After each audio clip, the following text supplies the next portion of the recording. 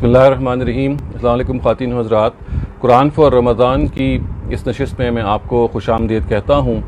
قرآن مجید کے جس حصے کا ہم نے مطالعہ شروع کیا ہوا ہے وہ سورہ بنی اسرائیل سے متعلق ہے۔ آپ کو یہ شاید گزشتہ 2 نشستوں سے یاد ہوگا کہ قرآن مجید میں سورہ بنی اسرائیل میں جو 10 کمانڈمنٹس موجود ہیں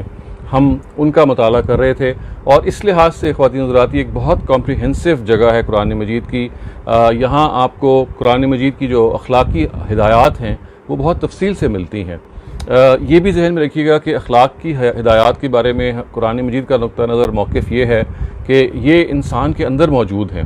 انسان کی اپنی شخصیت کے اندر اخلاقیات کا شعور موجود ہے، خیر و شر کا شعور موجود ہے۔ قرآن مجید جب ان کو زیر بحث لے کے آتا ہے تو اثر نو پہلی مرتبہ انسان کو اخلاق سے متعارف نہیں کروا رہا ہوتا، بلکہ اس کا مقصد اصل میں یہ ہوتا ہے کہ وہ اچھائی اور برائی کا شعور جو ہمارے اپنے اندر موجود ہے، اور جن اچھائیوں کو شاید ہم نظر انداز کر رہے ہیں اور جن برائیوں کو ہم اپنا رہے ہیں،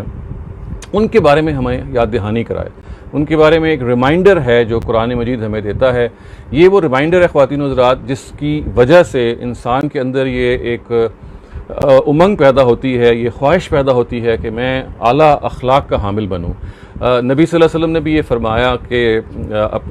آخرت میں جو سب سے بلند درجہ جن کا ہوگا، جو ایک بہت اعلیٰ درجے کے ہوں گے، تو یہ بتایا کہ انا من خیارکم احاسنکم اخلاقا، کہ آپ میں سے بہترین لوگ وہ ہیں کہ جو اخلاق کے لحاظ سے بہتر ہیں یا اخلاق میں بہترین ہیں۔ سو یہ آپ کو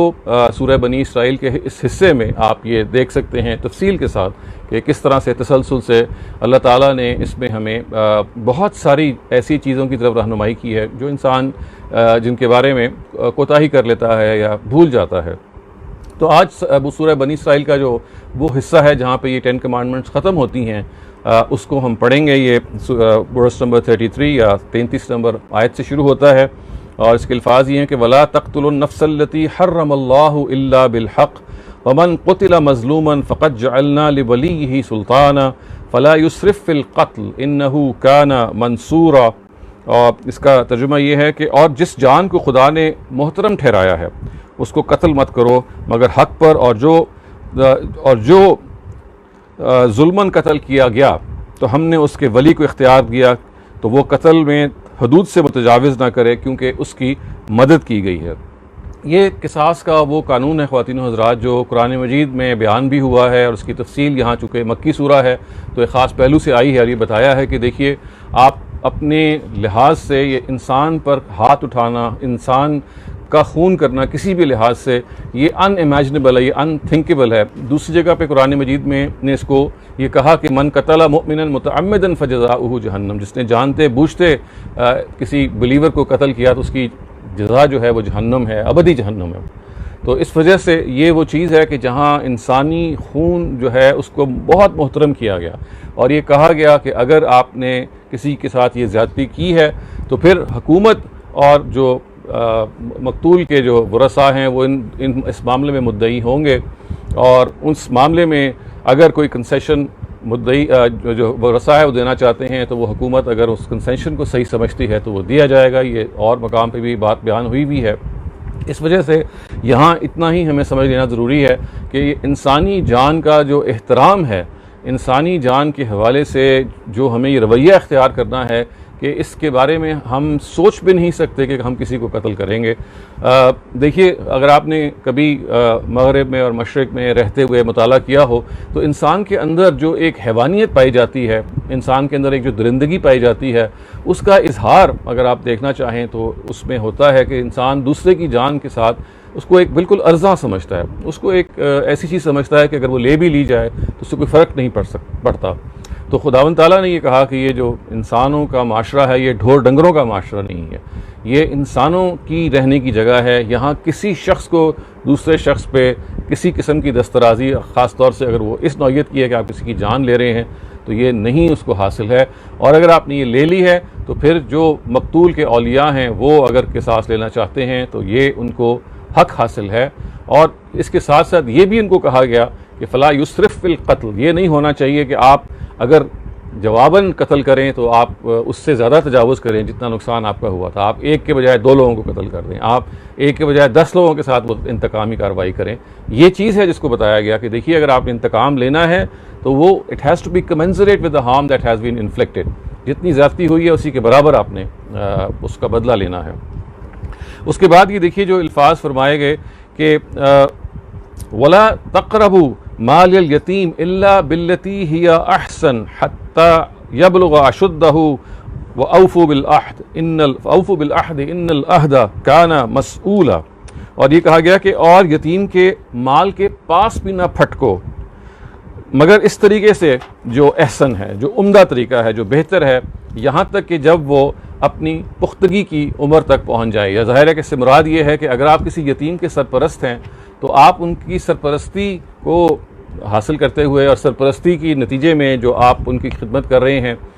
یہ مت سوچیں کہ یہ بڑے ہو جائیں گے, جیسے کہ قرآن مجید کے دوسرے مقامات پہ بیان ہوا ہے. تو اس دوران جتنا زیادہ فائدہ اٹھا سکتے ہیں سرپرست کے طور پہ فائدہ اٹھا لیں. نہیں, یہ کہا گیا کہ آپ نے یتیم کے مال کے قریب بھی نہیں پھٹکنا. اس کا مطلب ہے اس کے بارے میں سوچنا بھی نہیں ہے, امیجن بھی نہیں کرنا. یعنی یہ وہ ہے جو یتیم کے جو آپ کی تحویل میں دیا گیا, جو آپ کی سرپرستی میں دیا گیا, اور اس کی سرپرستی آنیسٹی کے ساتھ, اس کی سرپرستی اس انداز میں کہ اس کو یہ محسوس ہو کہ یہ میرا جو گارڈین ہے, میرا جو سرپرست ہے,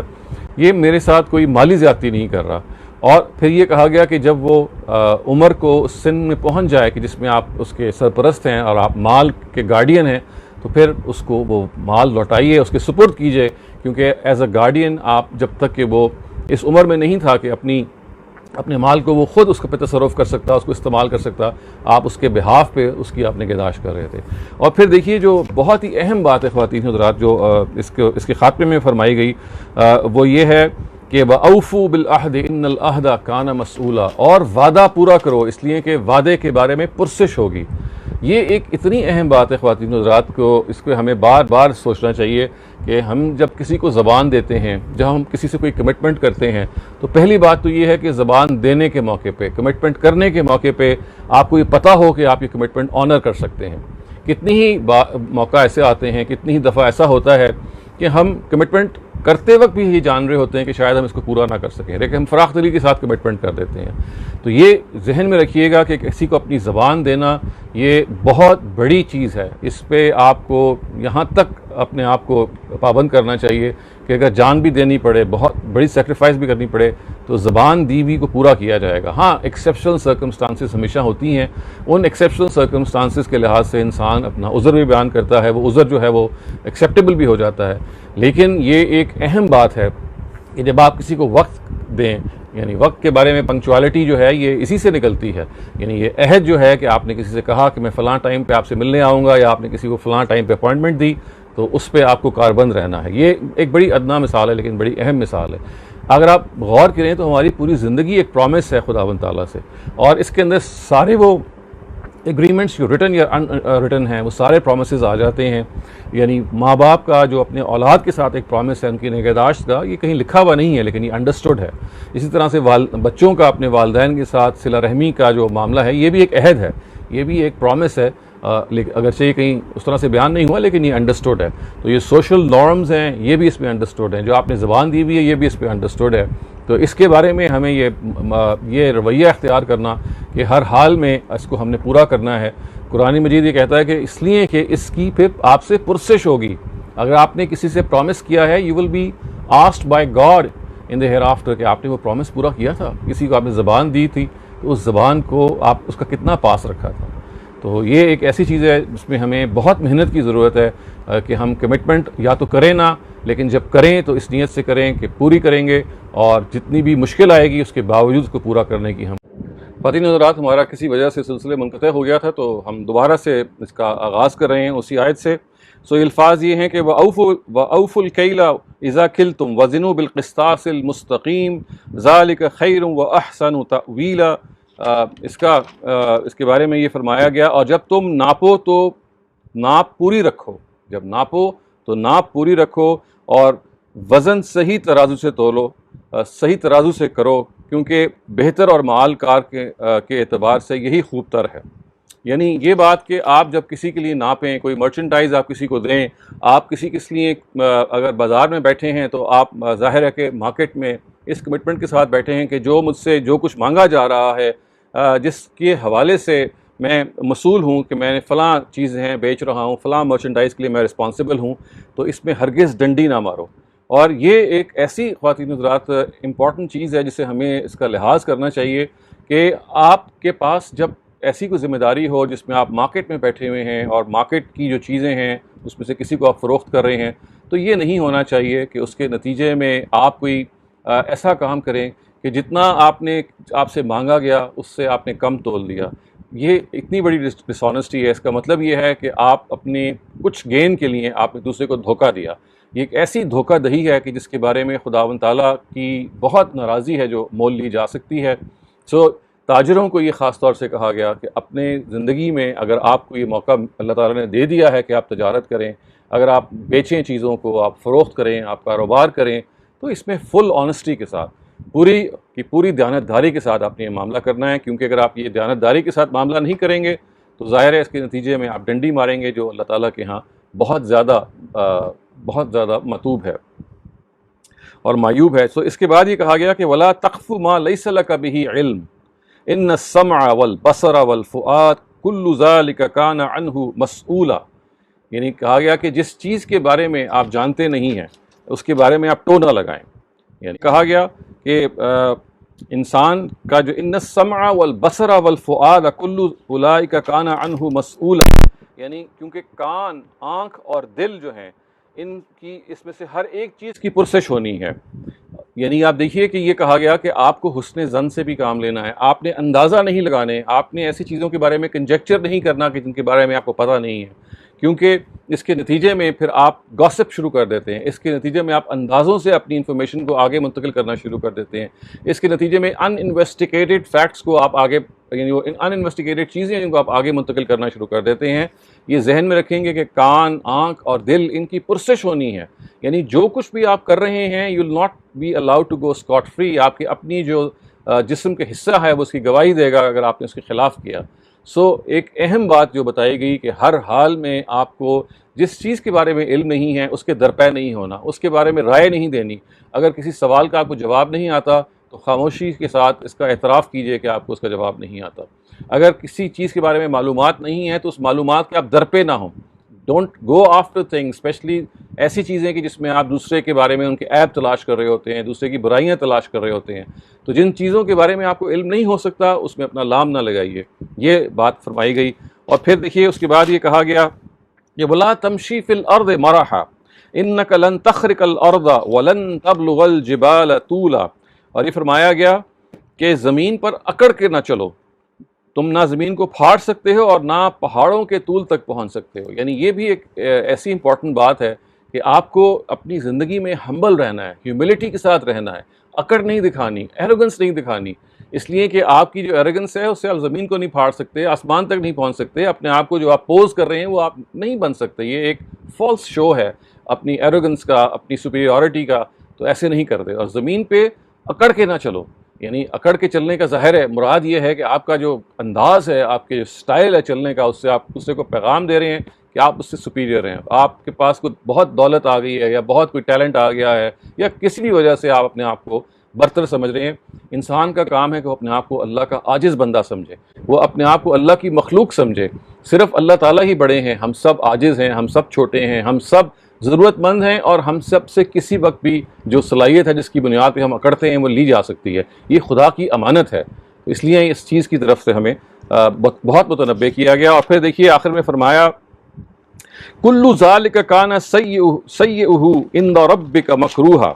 یعنی یہ فرمایا گیا کہ ان ساری باتوں کی برائی تمہارے رب کے نزدیک نہایت ناپسندیدہ ہے۔ یعنی یہ سب باتیں جو یہ بیان کی ہیں ان کے بارے میں آپ یہ ذہن میں رکھیں، اللہ تعالیٰ یہ فرما رہے ہیں کہ یہ ان کی برائی خداوند تعالیٰ کے نزدیک جو ہے یہ ایک ناگفتہ بے چیز ہے، یہ بہت ہی مکروہ چیزیں ہیں، بہت ہی ایسی چیزیں ہیں کہ ان سے آپ کو بچنا ہے۔ آپ نے اکڑ زمین میں نہیں دکھانی، آپ نے وعدے کو ہر لحاظ سے پورا کرنا ہے۔ جس چیز کے بارے میں آپ کو علم نہیں ہے، لا تقف ما لیس لک بہ علم، اس کے درپے نہیں ہونا اور اس کے بارے میں خاموشی اختیار کرنی ہے۔ دوسرے کے بارے میں کوئی رانگ رپورٹ یا ان انویسٹیگیٹڈ چیز کو آپ نے آگے منتقل نہیں کرنا، یتیم کے مال کے بارے میں آپ نے حساس رہنا ہے، اسی طرح سے آپ کو انسانی جان کا جو احترام ہے اس کو ہر حال میں اپنے اوپر لاگو رکھنا ہے۔ خواتین حضرات، یہ تورات کے ساتھ کی طرح قرآن مجید کی وہ 10 کمانڈمنٹس ہیں جس کا یہ سورہ بنی اسرائیل کی ان آیات پہ ہمارا مطالعہ بھی ختم ہوتا ہے۔ اب آپ کے میں سوالات کے لیے حاضر ہوں۔ سوال یہ جی کہ قتل ایک کی بڑی وجہ غصہ اور انتقام ہوتا ہے، وہ کیا چیز تھی کہ انبیاء علیہ السلام اس آلودگی سے پاک تھے، جیسے یوسف علیہ السلام اپنے بھائیوں کو معاف کر دیا تھا؟ دیکھیے، یہ تو ایک ایکسٹرا آرڈنری چیز ہے کہ جس میں جو غیر معمولی لوگ ہوتے ہیں، ظاہر ہے انبیاء علیہ السلام اس میں اس کے پینیکل پہ ہیں، اس کی وہ چوٹی پہ ہیں۔ ان کے ہاں جو سب سے اہم چیز بہت ساری اور خوبیوں کے ساتھ ان کے ہاں ہوتی ہے، وہ ضبط ہے، وہ کنٹرول ہے، وہ سیلف ڈسپلن ہے، جس میں وہ اپنے ریاکشن کو کنٹرول کرتے ہیں، وہ آگے نہیں جانے دیتے۔ قتل تو بہت دور کی بات ہے، یہ تو بہت آگے کی بات ہے، وہ کبھی اس کا رد عمل بھی شو نہیں کرتے اگر ان کے ساتھ زیادتی کی جائے۔ دل میں ہو سکتا ہے کہ ان کو محسوس ہو، غم محسوس ہو، تکلیف محسوس ہو، لیکن ہے کنٹرول کے کہ ہم اگر کسی سے دکھی ہوئے ہیں، کسی سے پریشان ہوئے ہیں، ٹھیک ہے، اگر وہ کوئی قریبی آدمی ہے یا کوئی قریبی خاتون ہے جس کو ہم جانتے ہوں، جس سے ہم اپنی بات کہہ سکیں، گلا کر سکیں محبت کے ساتھ، وہ ایک الگ بات ہے۔ لیکن بعض جگہ ایسا ہوتا ہے کہ آپ محسوس کرتے ہیں کہ there is no way out، تو وہاں سب سے اچھا طریقہ یہ ہوتا ہے کہ کوڑنے کے بجائے یا کسی اور سے شکایت لگانے کے بجائے آپ کہیں جی کہ میں نے اپنی پٹیشن کو خدا کے آگے رکھ دیا ہے، اے اللہ تعالیٰ تو اس چیز کو حل کر۔ تو اس وجہ سے سیلف کنٹرول ہے جو آپ کو اس جگہ پہ لے کے جاتا ہے، اور اتفاق سے، بلکہ حسن اتفاق سے اس وقت ہم رمضان کے مہینے میں زندہ ہیں، اور رمضان کا مہینہ اگر آپ کو کوئی چیز سب سے زیادہ سکھاتا ہے تو وہی سیلف کنٹرول ہی ہے۔ Another question is that is abstaining required or favorable in Islam before marriage? Also, how do you see learning and educating about this faculty? یعنی abstaining required or favorable in Islam before marriage، اگر abstention سے آپ کی مراد اگر کوئی خاص طرف اشارہ ہے تو ایک الگ بات ہے، ورنہ ایبسٹینشن سے اگر آپ کی یہ مراد ہے مثال کے طور پہ کہ آپ کو کوئی ایکسٹرا میرٹل تعلق تو آبویسلی قائم کرنے کا کوئی جیسے کہتے ہیں نا کہ سوال نہیں پیدا ہوتا۔ ایبسٹینشن سے یہ اگر آپ مراد لے رہے ہیں کہ کسی اور کے ساتھ پری میرٹل ریلیشنز ہوں یا ایکسٹرا میرٹل ریلیشنز ہوں تو ظاہر ہے آبویسلی یہ ٹھیک نہیں ہے۔ البتہ انسان کی جو اپنی جنسی خواہشات یا ضروریات ہیں اس کے لحاظ سے جو سیلف گریٹیفیکیشن ہے، جس کو عام طور سے ہمارے ہاں منع کیا جاتا ہے، اس کی کوئی ممانعت کی دلیل نہیں ہے، اس کو آپ کر سکتے ہیں، لیکن کوشش کیجئے کہ اپنی زندگی کو بیفور میرج کنسٹرکٹیو کاموں میں لگائیں، کریٹیو کاموں میں لگائیں، آپ کا دھیان کسی اپنی مشن سے وابستہ ہو، کیونکہ ایک خاص ایج پہ اس چیز کا بہت زیادہ غلبہ انسان پہ ہو جاتا ہے۔ اگر اس غلبے کو آپ اپنی زندگی کے مقصد کے حوالے سے کاؤنٹر کریں تو آپ یہ محسوس کریں گے کہ آپ نے زندگی میں بہت کچھ سیکھا اور کنٹریبیوٹ کیا ہے دوسروں کے لیے۔ لیکن اس کے علاوہ اگر آپ کو سیلف گریٹیفیکیشن کی طرف کوئی محسوس ہوتا ہے کہ اس کی ضرورت ہے تو یہ دین میں بالکل ممنوع نہیں ہے، اگرچہ ہمارے ہاں بعض بلکہ اکثر علماء قرآن مجید کی روشنی میں بھی اور بعض ایسی روایات جو بالکل ضعیف ہیں ان کی روشنی میں اس کی ممانعت کرتے ہیں، تاہم قرآن مجید میں اور اس میں حدیث میں کوئی ایسی چیز نہیں ہے جس کو روکتی ہے۔ چنانچہ یہ اگر ایبسٹینشن سے مراد میں اگر آپ یہ چیز لیتے ہیں کہ آپ سیلف گریٹیفیکیشن یا ماسٹربیشن سے اپنے آپ کو ایبسٹین کریں تو یہاں آبویسلی اس کی طرف اشارہ نہیں کیا جا رہا ہے، یہ بالکل مباح عمل ہے، یعنی دے آر پرمیسیبل۔ اس کے بعد یہ کہا گیا کہ وطر کے بعد 2 رکعت نماز پڑھنا حضور صلی اللہ علیہ وسلم سے ثابت ہے، وطر کے بعد نفل پڑھنے والی حدیث کی کیا حیثیت ہے؟ وطر کے بعد نفل پڑھنے والی، دیکھیے وہ نبی صلی اللہ علیہ وسلم نے یعنی ایسے ہی ہے کہ جیسے تطوعاً بعض رکعتیں پڑھتے ہیں، تطوعاً کا کیا مطلب ہے؟ آپشنل رکعتیں اپنی مرضی سے پڑھتے ہیں، اسی طرح کی چیز ہے، وہ پڑھتے تھے ایسے ہی، اور اسی وجہ سے ان کی جو رکعتیں ہیں بعض روایتوں میں جب وہ تہجد کی نماز پڑھتے تھے وہ 13 رپورٹ ہوئی ہیں، وہ 13 ہونے کی وجہ یہی ہے کہ وہ 2 رکعتیں تھیں جو تطوعاً وہ پڑھتے تھے۔ تطوعاً کا مطلب ہے آپشنل، ورنہ تو تہجد کی نماز ان پہ فرض تھی۔ اس کے بعد یہ سوال ہے جی کہ وائی واز حضرت یونس علیہ السلام ناٹ اویئر آف قانون اتمام حجت and he left his people before it, shouldn't we expect prophets to know such things? ایسا نہیں ہے کہ وہ قانون اتمام حجت کے بارے میں اویئر نہیں تھے، ایک غلبے کی کیفیت ان پہ آئی اور انہوں نے محسوس کیا کہ بھئی انہوں نے اپنا کام کر لیا ہے، یہ جو لوگ ہیں انہوں نے نہیں ماننا، تو بس ایک جسے کہتے ہیں نا کہ غلبے کی کیفیت میں وہ آگے نکل گئے، اور ظاہر ہے ایک غلطی ان سے سرزد ہوئی، اس کے بارے میں پھر اللہ تعالیٰ نے ان کو ٹوکا، ان کو پھر مچھلی کے پیٹ کو भुगतना पड़ा कुछ अरसे तक। सो अनअवेयरनेस की ज़रूरी वजह ये नहीं होती कि जो हम समझ रहे हैं, बल्कि जैसे होता है ना कि एक गलबा हाल की तस्वीर है जिसमें यू गेट ओवरवेल्म्ड और आप समझते हैं कि भाई ये तो पॉसिबल ही नहीं है कि ऐसा हो कि मैंने इतना टाइम गुजार दिया है, अगर मेरी अब भी नहीं मान रहे लोग तो फिर कोई कमी जो है वो मेरी तरफ है, वो दूसरी तरफ ही है। इसके बिल्कुल बरक्स आप ये देखें कि हज़रत इब्राहीम ने हज़रत लूत की कौम के हवाले से नबी अल्लाह ताला से जो एक बड़ी मोहब्बत आमेज़ डिस्कशन की है जो तौरात में मौजूद है, जिसमें जब उनको ये कहा गया कि आप फरिश्तों को भेजा जा रहा है लूत की बस्ती को तबाह करने, तो हज़रत इब्राहीम ने कहा भाई इसमें तो 50 यानी इसमें तो अच्छे लोग मौजूद हैं। तो आगे से कहा कि 50 भी नहीं हैं, फिर आगे से होते होते 50 से होते होते 10 पे, और 10 से भी कम की जगह पे आ गए। तो जैसे एक एक्सट्रीम वो थी कि हज़रत यूनुस अपनी कौम को छोड़ के चले गए, यहाँ हज़रत इब्राहीम का क्या जो मुजादला है जिसमें उन्होंने कोशिश की कि ये बताया जाए कि नहीं अभी वहाँ पे कुछ लोग मौजूद हैं, तो अल्लाह ताला उनको बार बार बताने लगा कि भाई इतने भी नहीं हैं, इतने भी नहीं हैं। इस वजह से वहाँ जल्दी थी और यहाँ हज़रत इब्राहीम का